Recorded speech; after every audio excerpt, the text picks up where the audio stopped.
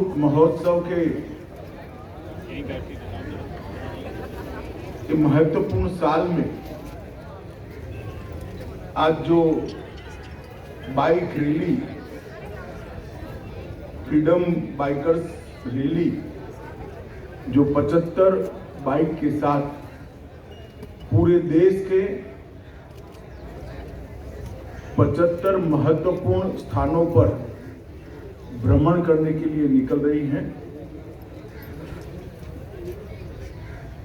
उनको विदाई देने के लिए मैं यहां पर आया हूं। हम सब जानते हैं हमारे देश की आजादी का अमृत महोत्सव पूरा देश मोदी जी के नेतृत्व में मना रहा है और मोदी जी ने इस अमृत महोत्सव को न केवल आजादी की स्मृति के साथ जोड़ा है, इसको बहुआयामी बनाया। जो उनकी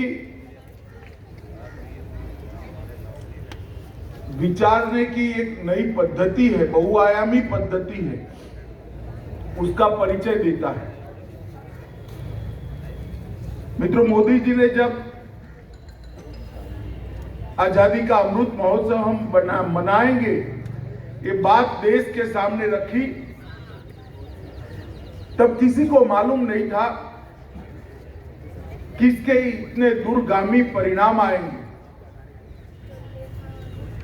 मगर इस 15 अगस्त को कश्मीर से कन्याकुमारी और द्वारका से लेकर कामाख्या तक समग्र देश में हर घर तिरंगा के अभियान के साथ गरीब से लेकर धनी से धनी व्यक्ति तक और चपरासी से लेकर देश के प्रधानमंत्री तक हर व्यक्ति जब जुड़ गया और देशभक्ति का जो ज्वार देश के अंदर खड़ा हुआ, उससे मालूम पड़ा कि आजादी के अमृत महोत्सव को मोदी जी ने जन जन तक पहुंचाने का।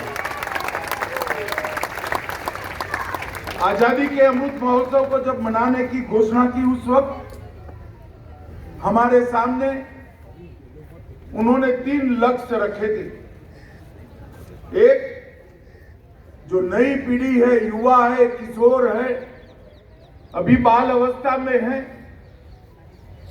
वो सभी को आजादी के कड़े संघर्ष से परिचित कराना।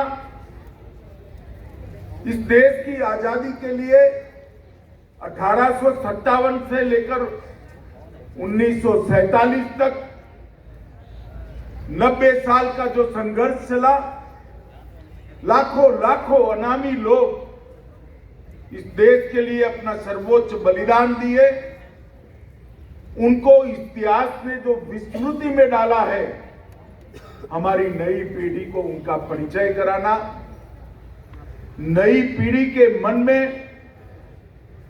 देश के प्रति समर्पण का भाव जागृत करना, स्वतंत्र सेनानी और स्वतंत्रता संग्राम के लिए मन में अहोभाव खड़ा करना, ये एक लक्ष्य था। इसका दूसरा लक्ष्य था पूरे देश में एक ही भाव से 75 साल में हमने जो कुछ भी सिद्धियां हासिल की है, वो सिद्धियों का स्मरण करते हुए हमारे अंदर हमारी सिद्धियों के प्रति गौरव का भाव खड़ा करना। और तीसरा, जो सबसे महत्वपूर्ण है, देश जब आजादी की शताब्दी मनाएगा, उस वक्त हर क्षेत्र के अंदर देश कहां खड़ा होगा, इसके लक्ष्य निर्धारित कर अमृत काल मतलब 75 साल से आजादी के 100 साल तक हम देश को कहां पहुंचाएंगे, इनका रास्ता प्रशस्त करना। और मित्रों, जो है अमृत काल का मोदी जी ने एक समय तय किया है, वो समय आज हर भारतीय के मन में नए जज्बे और हौसले के साथ ये पड़ा है कि जब आजादी की शताब्दी मनाई जाएगी, मेरा भारत हर क्षेत्र में दुनिया में सर्वप्रथम होगा। ये लक्ष्य लेकर आज 130 करोड़ भारतीय भारत को महान बनाने की यात्रा में जुड़े और इसकी चरम सीमा हमने 15 अगस्त के दिन देखी। मैंने आजादी का 25 साल भी देखा है, आजादी के 50 साल का महोत्सव भी देखा है और 75 साल वाला भी देख रहा हूं। मित्रों, तीनों के डॉक्यूमेंटेशन के स्टडी मैंने की। मैं आपको बता रहा हूं कि इतना बड़ा देशभक्ति का ज्वार शायद ही किसी देश ने इसकी अनुभूति की हो। हर घर पर, हर व्हीकल पर, हर स्थापित इमारत पर तिरंगा फहरा रहा था। बड़े शान के साथ लोग तिरंगे को फहराकर अपनी सेल्फी को अपलोड कर रहे थे। ये बताता था कि इस देश के जन जन के अंदर राष्ट्र के प्रति कितना प्रेम और कितनी देशभक्ति की भावना पड़ी। और आज उसी आजादी के अमृत महोत्सव के तहत 75 मोटरसाइकिल सवार, कुल मिलाकर 120 लोग, जिसमें 10 महिलाएं भी शामिल हैं, इस देश के 75 दिन के भ्रमण के लिए निकलेंगे। 6 अंतर्राष्ट्रीय सीमाओं सहित 34 राज्य और संघ प्रदेश को छुएंगे। 250 से ज्यादा जिलों का वो भ्रमण करेंगे। 75 दिनों में 18,000 किलोमीटर का अनथक प्रवास कर देश के 75 महत्वपूर्ण स्थान पर आजादी के अमृत महोत्सव का प्रचार करेंगे और फिर वापिस से देश की राजधानी में आएंगे। मैं सबसे पहले तो जो 120 सदस्य जा रहे हैं, उनके साहस और हौसले के लिए इनको बहुत बहुत साधुवाद देना चाहता हूं कि आपका एक प्रयास निश्चित रूप से राष्ट्रीय एकात्मता को मजबूत करने वाला सिद्ध होगा। आजादी के अमृत महोत्सव के सभी उद्देश्यों को लोगों तक पहुंचाने में वो सफल होगा और विशेषकर फिट इंडिया का मैसेज भी देश के सारे युवाओं में पहुंचाने में वो सफल होगा। फ्रीडम मोटो राइट, विविधता में एकता का हमारे देश का संदेश लेकर जाएंगे। इसके साथ जिस राज्य में जाएंगे, जिस शहर में जाएंगे, वहां छोटी छोटी बाइक रैली का भी आयोजन करा है। छोटी छोटी बाइक रैली निकालकर युवा आपकी रैली के साथ जुड़ेंगे।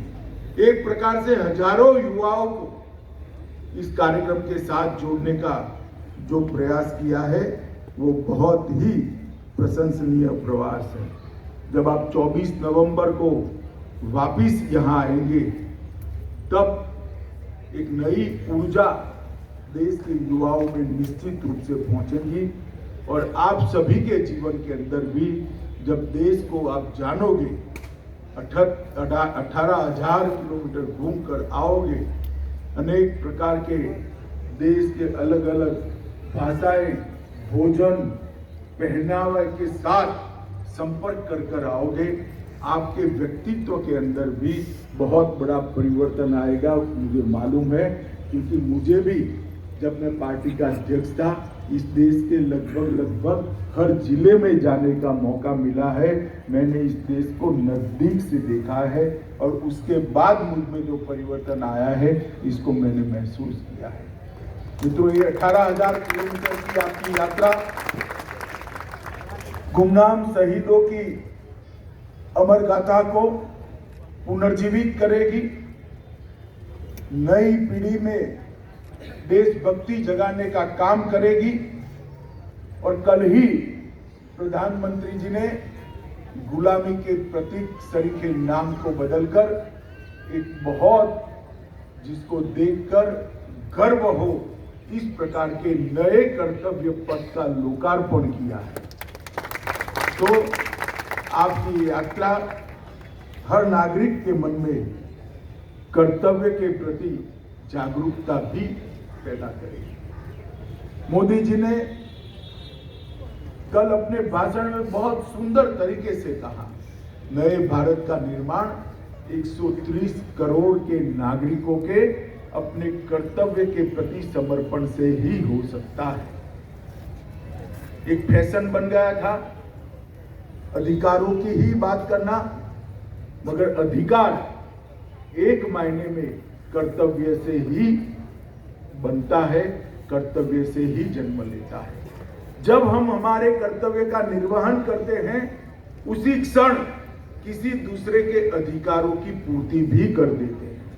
तो अधिकारों की पूर्ति का सबसे अच्छा रास्ता है हर व्यक्ति अपने कर्तव्यों का निर्वहन करे और 130 करोड़ लोग अपने संवैधानिक कर्तव्य का, अपने नागरिक कर्तव्य का, अपने देशभक्ति की जो भावना है इसकी अभिव्यक्ति करते हुए अगर पालन करते हैं तो देश को आगे बढ़ते हुए कोई नहीं रोक सकता। मित्रों, मोदी जी के नेतृत्व में इस देश को एक नई दिशा मिली है, नई ऊर्जा मिली है। अनेक क्षेत्रों के अंदर जिसकी कल्पना भी नहीं कर सकते थे, 8 साल के अंदर देश ने उसको अचीव कर बताया है। और मित्रों, 8 साल पहले देश जो 11वीं अर्थव्यवस्था था दुनिया की, 8 साल के अंदर ही 11वीं अर्थव्यवस्था में से 5वीं अर्थव्यवस्था बनने का सौभाग्य आज भारत। और मुझे पूरा विश्वास जो रास्ता मोदी जी ने दिखाया, जिस रास्ते पर मोदी जी ने देश को चलाने का प्रयास किया है, सफल प्रयास किया है, वो रास्ते पर चलते हुए जब आजादी का शताब्दी हम मनाएंगे, तब ये देश दुनिया में हर क्षेत्र में सर्वोच्च स्थान पर होगा। अंत में मैं आज आपको सभी को बहुत बहुत शुभकामनाएं देता हूं।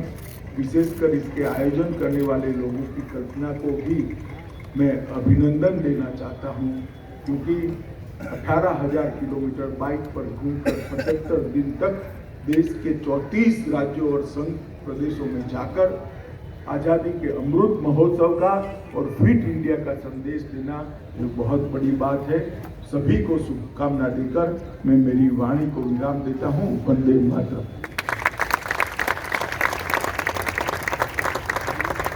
हेलो दादा, क्या कर रहे, मजाक कर रहे क्या आप? बैठना है, कोई बैठाना है। बहुत बहुत धन्यवाद सर आपके बहुमूल्य शब्दों के लिए। मैं माननीय गृह मंत्री, बाकी मंत्रीगण, मंच पर बैठे सांसदगण, गणमान्य व्यक्तियों और मीडिया का आज के इस कार्यक्रम में शामिल होने के लिए धन्यवाद करता हूं।